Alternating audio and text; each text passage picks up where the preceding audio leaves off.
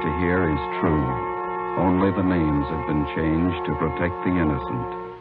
Fatima Cigarettes, best of all long cigarettes, brings you Dragnet.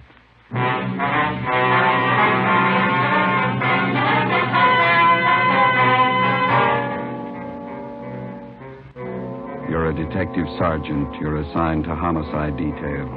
A woman has been shot to death. The apparent motive, robbery. The killer's still at large. Your job, find him.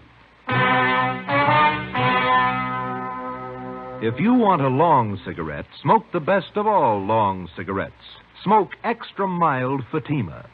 Yes, Fatima is the king-size cigarette which contains the finest Turkish and domestic tobaccos superbly blended to make it extra mild, to give Fatima a much different, much better flavor and aroma than any other long cigarette.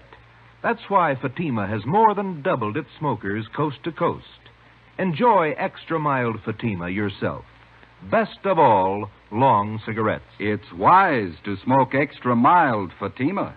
It's wise to smoke extra mild Fatima.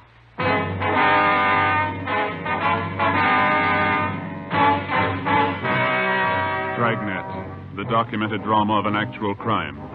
For the next 30 minutes, in cooperation with the Los Angeles Police Department, you will travel step by step on the side of the law through an actual case transcribed from official police files. From beginning to end, from crime to punishment, Dragnet is the story of your police force in action. It was Friday, March 16th. It was damp in Los Angeles. We were working the night watch out of homicide. My partner's Ben Romero. The boss is Thad Brown, chief of detectives. My name's Friday. It was 11:45 p.m. when we got to where we'd parked our car. 2nd and Main. Couple of drops on the windshield. Yeah, I hope it holds off. I was thinking of going out to see the Cubs and Pirates play an exhibition game tomorrow. Guess maybe now I won't. You might be lucky. What's the weatherman say? I don't know. Get the radio. It's a slow night. Yeah. Might not be tomorrow night. What? March 17th, isn't it? Oh, yeah. 62A, Collier Station. All units in vicinity of 102 South Virgil, 211 and shooting, code 3. It's a hard one. All units in vicinity Out of first, 102 please. South Virgil, 211 and shooting, code 3. Unit 13, take the call. Happy St. Patrick's Day. 11:58 p.m. We arrived at 102 South Virgil, the Bartlett Hotel, a 4-story building. Sergeant Scheimer met us in the lobby and informed us that the shooting took place at 11:40 p.m. in room 432, occupied by Mr. and Mrs. Theodore V. Benham. Mrs. Benham was the victim. We went up to the 4th floor where Officer McCready was stationed outside the room. Any witnesses? Only Benham says it was a thief. You talk to any of the people on this floor? None of them saw anything. They're all in their rooms. Any other way out of here? That stairway in the rear leads to the roof. I took a look. Nothing up there. Mm-hmm. Where's Benham? Across the hall, lying down. Cox is with him. Okay, let's look at the body. We went into the room, a dreary place with a single light hanging from the center of the ceiling. The carpet was faded and worn in spots. On the north side were a closet and a bathroom. Against the east wall was a dresser. Across the room was a double bed, and at the foot of the bed, a window looking out over the roofs of adjoining buildings and the marquee of a movie house down the street. A steamer trunk was in the corner, and a straight-back chair was next to the door. The mirror of the dresser was smashed, and on the dresser, a Gideon Bible. On the bed was the body of a woman sprawled face down. There were several splotches of blood on her coat. In the chair was a .32-20 revolver, which McCready said belonged to Benham, the husband of the murdered woman. We asked McCready to put in a call to the crime lab, and we went across the hall to question Benham. This is an awful shock. I'm not feeling well. I'm under doctor's care. Hemophilia. It's an awful shock. Sit down, please. Yes. I don't know what it'll do to me. I should be in a sanitarium right now. We'll see you're taken care of. Lincoln Sanitarium in Eagle Rock. Could you tell us what happened tonight? Why, yes. My wife and I went out to the Sycamore Cafe over in Alvarado. What time was that? Oh, about 9:30. We had a couple of drinks and something to eat, listened to a piano player, then came home. I unlocked the door, and Elizabeth went in first, went over to the dresser. I just walked over to her when a man stepped out of the closet in back of us. He had a gun. Mm-hmm. Can you describe him? I don't know. Did you see his face? No. He had a blue bandana over his face, and he had a cap on, a blue and white check. Did you notice his clothes? No, I didn't. Anything else? He seemed very nervous, and he wasn't holding the gun still. My wife was opening a purse, and I said, well, I haven't got very much, but I'll give you what we have. And he fired and hit Elizabeth. I pulled my gun from my overcoat and started shooting. Are you in the habit of carrying a gun? No, I'd noticed suspicious-looking men following me lately, so I bought one. Is this the gun here? Yes. Then what happened? Well, I fired all the bullets. I don't know how I missed. The room was small. He kept moving around all the time. Mm-hmm. But I guess I did miss. Then he ran out of the room. About how old would you say this man was? Officer, I haven't the faintest idea. I'll see you in a minute, Sergeant. Sure. We'll be back, Mr. Benham. This has been an awful shock to me. Wonder how his wife felt. McCready told us that Sergeant Scheimer had found a woman in the Nevada Hotel next door who might know something. We went next door and questioned Mrs. Caroline Cromwell, a resident of the hotel. She occupied room 415 on the top floor. She told us that about 20 seconds after she heard the shots, she looked out the door of her room and saw a man come down the back stairs, which leads to the roof of the hotel, and enter room 402. She'd seen the man several times and was positive of her identification. Sergeant Scheimer said the man was registered as Jack Morrison, who went to room 402. Try it again. Who's that? Police officers. What do you want? I'd like to ask a couple of questions. I was going to bed. We'd like to talk to you. Won't take very long. All right. What do you want to know? How long you been in your room? About 10 minutes. What? Where were you? To the movie? Which one? Right down the street. Why are you asking me all these questions? You been drinking?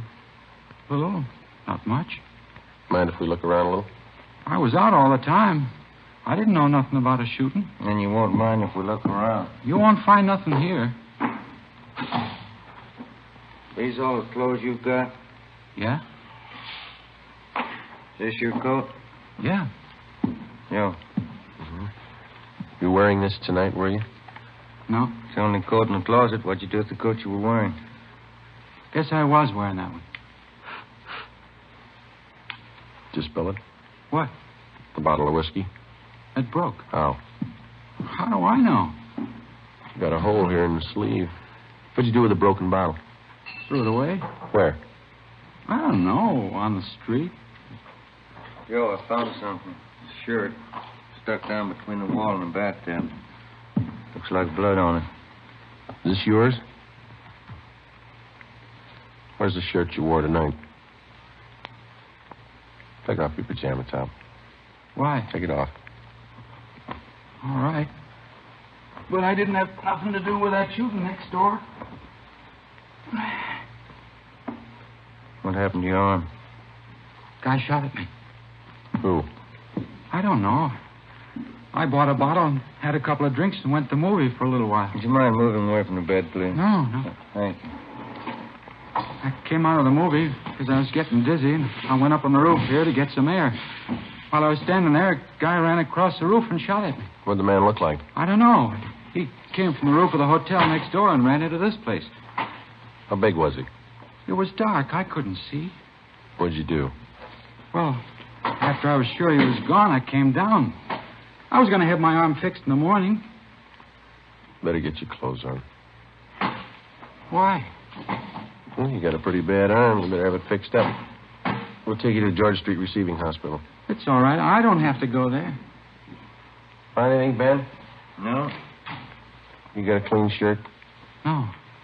Well, you better wear your pajama top then. Oh, here's something. What did you say your name is? Jack Morrison. Here's a card I found in the closet. It says, Tommy Kane, report for work, Joe's Cafe, 8 o'clock, March 1st. Who's Tommy Kane? That's me. Where are you from? Elgin, Illinois. How old are you? I'm 22. Why'd you leave Elgin? No work. I've been bumming around. You ever been arrested? I was picked up on a vague charge a month ago. Here? Yeah. I don't know why you guys are bothering with me. When somebody gets shot, we bother. 1:30 a.m. We took Kane to Georgia Street Receiving Hospital, where they found that a muscle in his upper right arm had been severed and the right side of his chest was bruised. Before taking him to Ward 1300 General Hospital for further treatment, we took him back to the roof of the Nevada Hotel. Still trying to rain. Yeah. Well, where were you standing when you got shot at, Kane? Right over there. I was leaning against the bricks. Where'd the man come from? Out of that door in the other roof? Roof of the Bartlett Hotel? Yeah. Was he running when he shot at you? Yeah, he was. Where'd he run? Right across here where we are. And then he went through this door here into the Nevada Hotel.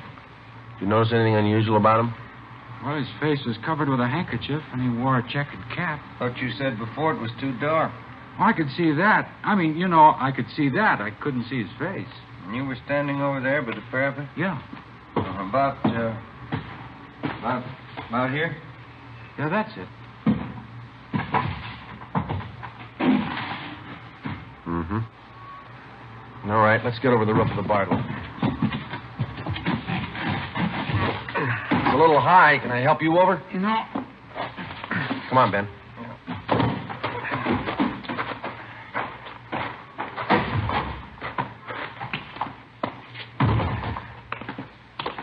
You ever been in this hotel before, Kane? No. Everything all right, McCready? Yeah. Crime lab's here, checking the murder room. Benham awake? I think so. Mr. Benham? Yes? Mind if we come in? Of course not. You ever seen this man before? Let me see. Can you stand over there in the light? My eyes aren't as good as they used to be. Okay. Move over there. How's that? That's better. This the man who shot your wife? No, that's not the man. We left instructions for another car to take Theodore Benham to the Lincoln Sanitarium in Eagle Rock. We took Kane to Ward 1300 General Hospital. 2:42 a.m. We arrived back at the Bartlett Hotel, where police chemist Ray Pinker had finished his examination. 3 slugs, .38 caliber, and 5 slugs, .32-20, were found in the mattress and the walls, all on the same side of the room. On the floor of the room were found a piece of white cloth and some brown threads. Ray Pinker returned to the crime lab while Ben and I made a search of both hotels, the incinerators, the alley, and all likely places for the missing .38. It was not found. 3:48 a.m. Ben went to the record bureau to check on any possible criminal record Kane might have had. I went to the crime lab to see what Ray Pinker had found. Nothing on this one. It's been a clean miss. And nothing on these 4 .32-20s. Mm-hmm. Where'd you find those? Dug the .38 out of the window frame. 32-20s are in the south and east walls. How about the others here? Well, on these 2 .38 slugs, I found minute portions of threads. They compare with the dress and coat worn of the deceased. Mm-hmm. Hi. Hey, Ben. I checked Kane's record. He told the truth. Nothing more than a vague charge, huh? No. How's this coming? There's threads on 2 of the .38 slugs. And on one of the 32-20s. Same kind of threads? Yeah, same kind. 32-20. That's the gun Benham used. Yeah. Did you check the cloth yet? I will right now. Benham must have been shooting an awful while. Where'd you find that 32-20 slug, Ray? On the floor near the bed. Nothing on any of the other 32-20s. No. Yeah, this piece of cloth matches the shirt. How about the coat and those threads? Got only a couple of threads that might match. Let me have the coat. Here you are. You better have Benham take another look at Kane, huh? Yeah, I guess so. I could use a cup of coffee. How about you? As soon as we get finished. How about it, Ray? Got to make it. Yeah, they match. Oh, that's it, huh? Oh, one more thing. Yeah. Fresh stains on the carpet of that room. What kind? Whiskey. March 18th, we picked up Benham at Lincoln Sanitarium and drove him to the General Hospital. 3 times he asked us to stop someplace so he could have a drink. We told him he'd have to wait. We arrived at Ward 1300 at 1:40 p.m., and Kane was brought out. Take a good look, Mr. Benham. No, that isn't the man. I'm sure of it. All right, Kane, tie this handkerchief over your face. No, this way. That's right. Now put on this cap. Okay, now stand over there, please. Now a little further. That's good. All right, Mr. Benham? You know, his eyes and forehead look a little familiar, but I don't know. Well, my nerves are all shot. I can't be positive. I'm a sick man. All right, Kane. Wish I could help you, boys. So do we. Come along, please. You don't have to take me back to the sanitarium. Just take me to a streetcar. I'll make it all right. We'll take you. Sergeant, Yeah, could I see you a minute? sure. Yeah? Did you notice anything when you first brought Kane out of the ward? No. You must have been closing the door. Yeah, I was. And that man, Benham, he winked at him.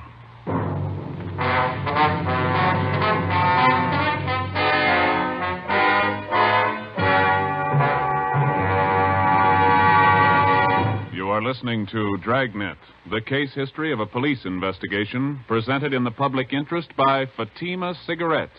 If you smoke a long cigarette, it will be in your interest to listen to a typical case history of a Fatima smoker. It's the case of Dick Hyland, sports columnist for one of the great Los Angeles newspapers. This is his actual signed statement. Do I smoke a lot when I'm reporting a close ball game? You bet I do. Do I still enjoy smoking when the game's over? Right again. Because I smoke a mild cigarette, Fatima. No other king-size cigarette tastes so good, is as mild as Fatima. I agree it's wise to smoke extra mild Fatima. And so do more and more smokers every day. Actual figures show extra mild Fatima has more than doubled its smokers coast to coast. So enjoy extra mild Fatima yourself. The king-size cigarette, which contains the finest Turkish and domestic tobaccos, superbly blended to make it extra mild. You will prefer Fatima's much different, much better flavor. You will agree. It's wise to smoke extra mild Fatima. It's wise to smoke extra mild Fatima. The best of all long cigarettes.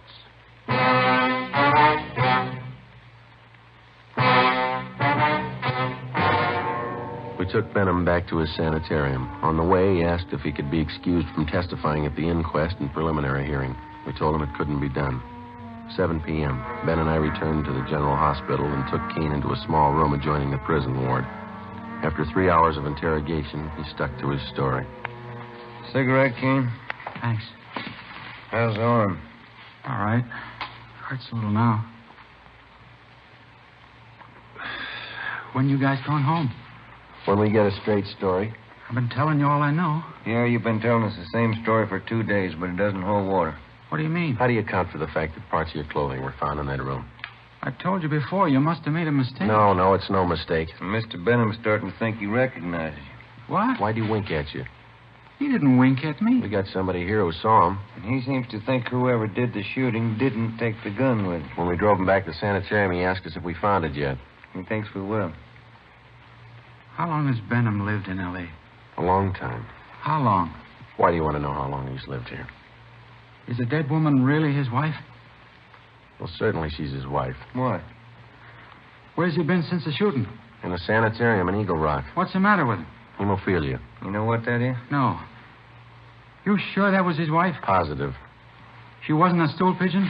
Stool pigeon? Where'd you get that idea? You guys never saw her before? Never. You never heard of her? Kane, what's eating you? Did you check on her? We always do. You don't make mistakes on anything like that, do you? No. Look, she was a pretty nice woman from all we could find out. Happily married for 30 years. Something's wrong. What, Kane? What's wrong? Whole setup. Yeah? Yeah. What'd Benham say about me? We told you. He says you look a little bit like the man. Did you say anything else? He winked at you, Kane. Why? She wasn't a bad-looking woman. Wasn't she, Kane? All right, now how about it? You guys swear that was his wife? Yeah. Okay, I'll tell you where the 38 is. Where? The mattress on the roof of the Nevada Hotel. Benham cut a hole in it that day. He told me to hide the gun there after the shooting. All right, let's have a look. I don't want anybody to know I'm telling you this. Why? Benham's a real smart guy. He's got a gang. He's in on it as much as I am. Yeah? He double-crossed me. He tried to kill me. I'm going to jail. He's going with me. Maybe he will. Kane told us that he had known Benham for about 2 months. During that time, Benham helped him along by giving him a couple of dollars every once in a while. On March 11th, Benham got Kane a room in the Nevada Hotel and gave him $20 to buy a gun, which Kane did. On March 15th, he gave Kane a blue bandana and a checkered cap. On March 16th, he told Kane that he'd been sent by a gang in Chicago to kill a woman who was a stool pigeon. He promised Kane $100 for his help. Early that evening, Benham told Kane how to enter their room and where to hide. When they came home, Benham stood by the door. Kane stepped out of the closet and, after a few words, shot the woman. As he moved toward the bed, Benham started shooting at him. Kane ran from the room and hid the gun in the mattress on the roof, then went to his room and flushed the cap and bandana down the drain. 11:15 p.m., Ben and I found the gun where Kane said it would be. 38 Special Detective Colt revolver, 2-inch barrel, number 381327. 11:52 p.m., we checked and found no evidence that Benham belonged to any kind of a gang. March 19th, 9 a.m., Ben and I reported into homicide and picked up Captain Steed. We went over to Dr. Wagner to learn his autopsy report. It showed that the deceased had been shot 3 times. 2 .38 slugs and 1 .32-20 were recovered from the victim's body. They were initialed for evidence. 8 p.m., Captain Steed, Ben, and I went to the sanitarium and told Benham that there were a few angles we wanted to clear up before the inquest next morning. Benham got dressed, and we drove back to the Bartlett Hotel. It was raining. I'm still trying to remember what happened. I was very shocked that night. Yeah, I suppose you were. Well, sometimes my memory comes back for a little bit. The red light? Yeah, I see. You know, the man who did the shooting knew you lived in room 432, and he knew you'd be gone that night. How do you suppose he figured that out? Well, I've been noticing that a lot of men have been following me. Suspicious-looking men. I told that to Sergeant Friday, didn't I, Sergeant? Yeah, that's right. Must have been one of them. You ever give money to characters on the street so much they might follow you? Hey, that must be it. Many times I used to do that. I'd be nice to them, and they'd try to make friends. You remember any of them? Yeah, I do. There was old man Dorsey, Jolly Swanson, and a fellow named Kane. Blaine? Kane? Yeah, that's it, Kane. There you are. The young man you took me to see in the hospital. I'm thinking, I believe that's Kane. Are you sure? Quite sure. He's the burglar. What makes you think he was a burglar? Well, what else would he be? He didn't rifle any of the drawers or steal anything, did he? Must have got there just before us. Did you have anything important there? Yes, some insurance policies. And your wife? Yeah. How much? Well, one policy for $4,000 and 2 for $2,500 each. Who's the beneficiary? Well, I am. We took Benham up to room 432, where he got out the insurance policies on his wife and showed them to us. Then Captain Steed asked him to reenact the shooting. Benham acted as the killer, I played Benham, and Ben acted as his wife. Well, the man was over here in the closet. My wife and I came in that door, and then my wife went over to the dresser. Oh, over here? Did you turn on the light? Oh, yeah, and then I closed the door and went over behind her. Like this? Oh, she was closer to the bed. Here? Yeah. Were you standing next to her? Yeah. You start to take off your coat? Well, I was just going to when this man stepped out of this closet here. How far? Oh, here. Yeah, right here. And then what? Well, he held the gun in his hand and asked how much money we had, and Elizabeth said we didn't have much. From here? Yeah, but she turned around. Like this? Yeah, that's it. What happened then? Well, then I said I haven't got very much, but I'll give you what we have, and he started shooting. Yeah, but you said before that your wife started looking in her purse. Yeah, that's it. She did. I forgot. And that made him think she was going after a gun. How do you know? Well, I suppose that's what he thought. He shot, and Elizabeth fell on the bed. I pulled out my gun and started shooting, and the man ran out the door, and that's all. That's exactly what happened, huh? Just as I remember it. Will I help you? Not very much. What's the matter? Well, if you were standing where I am, there'd be bullet holes on that side of the room there, wouldn't it? They're all on this side. I see. I got it. Come with me. Where are you going? On the roof. What for? I want to show you something. It's raining. There are 2 umbrellas in the closet. I'll get them. Why do you want to go up there? I think I know where that gun might be hidden. I'll bet it's there. Here, you take this umbrella. Thanks. We'll take this one, Captain. Let's go.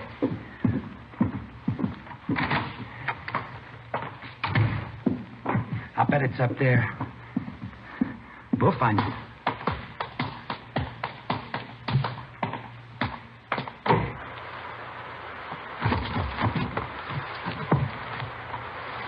You got your flashlight, Ben? Yeah. Should be around here somewhere. What? The mattress. My wife used to take sunbaths on it. Where would it be? Just about here. I don't see any. You sure it's up here? I bet it's on the next roof. Didn't you say Kane lived in that hotel? He probably moved it. Hey, flash your light over there behind that elevator shaft. There? Yeah, there. You see it? We have to climb over this parapet to get on the other roof. Watch it, Cap. It's pretty slippery. Okay. Yeah, it is slippery.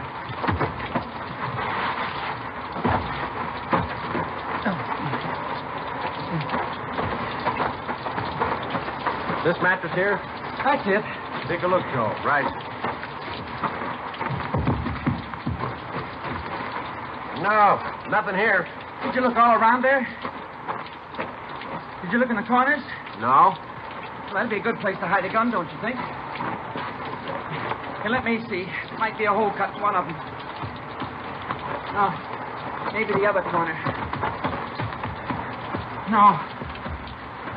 Or maybe this one.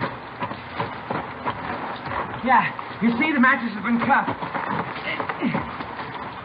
No. No, it's got to be here. Where is it? It's here, I tell you. It's here. I know it's here. I'll find it. I'll find it. You wait. You'll see.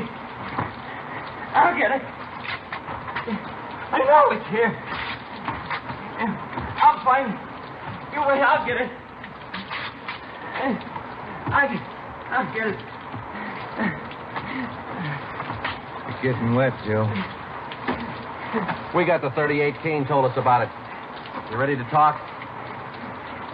Yeah. Insurance. That why you did it? Yeah. I'm a sick man. Let's go, Benham. On your feet. All right.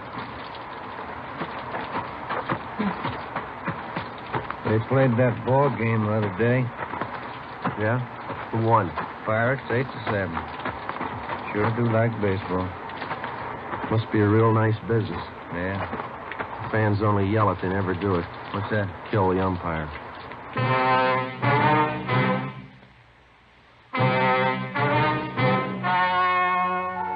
The story you have just heard was true. Only the names were changed to protect the innocent. On July 2nd, trial was held in Superior Court, Department 89, City and County of Los Angeles, State of California. In a moment, the results of that trial. It's amazing how many long cigarette smokers are changing to extra mild Fatima. Here is the actual report. From coast to coast, extra mild Fatima has more than doubled its smokers. Yes, more and more smokers every day are discovering that Fatima is the king-size cigarette that is extra mild. Extra mild because it contains the finest Turkish and domestic tobaccos superbly blended to make it extra mild, to give it a much different, much better flavor and aroma. Enjoy extra mild Fatima yourself. Best of all long cigarettes. It's wise to smoke extra mild Fatima. It's wise to smoke extra mild Fatima.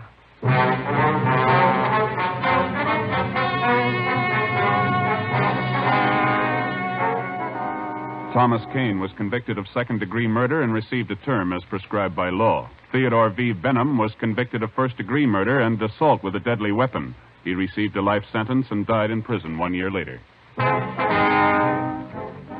You have just heard Dragnet, a series of authentic cases from official files. Technical advice for Dragnet comes from the Office of Chief of Police W.A. Wharton, Los Angeles Police Department. Fatima Cigarettes, best of all long cigarettes, has brought you Dragnet, transcribed from Los Angeles. This is NBC, the national broadcasting company.